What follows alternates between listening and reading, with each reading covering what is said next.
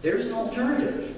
The alternative is that we proactively say, I'm going to take time now and I'm going to evaluate how well I'm living my life. For about 5 years now, I've been doing personal retreats.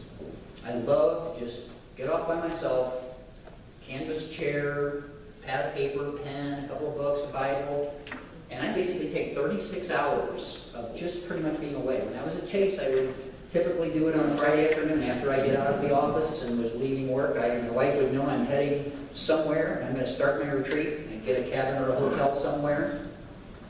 And then what I would do is process the important things in my life. What am I really happy with? What am I frustrated with? What could change? What could I be doing better?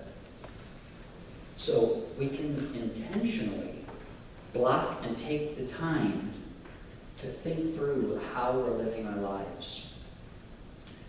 So in the end, you can get help and do it when you have many less options and sometimes little time to make choices about things, or you can proactively invest the time in your life because it will come to an end at one point.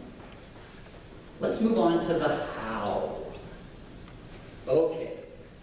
I was going to take a survey. How many people in here use glasses to either read or just need glasses? Or there we go, a bunch. Another way to ask that question, I found out, is how many of you are over 50? I won't ask you to raise your hand. I won't ask you to raise your hand on that one. The reality is, about when I hit 50, it's like I need reading glasses pretty much everywhere I go.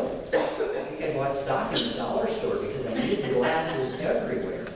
So reading without reading glasses is tough. Last week, my wife and I were heading to a travel agency. We were working on our 35th year wedding anniversary. We like to go on big trips, so we're thinking of a Russian river cruise or Australia, something big to celebrate our anniversary. So we get in the car, we're going, and it's like, we're going to get to look at some brochures and talk through the different options. We're going to move closer than the concept of we're going to go somewhere. So I was pretty excited about that. We get to the travel agency, talk about what we wanted to do. She goes back and gets the brochures and starts bringing them out, and my wife pulls out her glasses, the travel agent pulls out her glasses, and oh, shoot. I didn't have my glasses with me.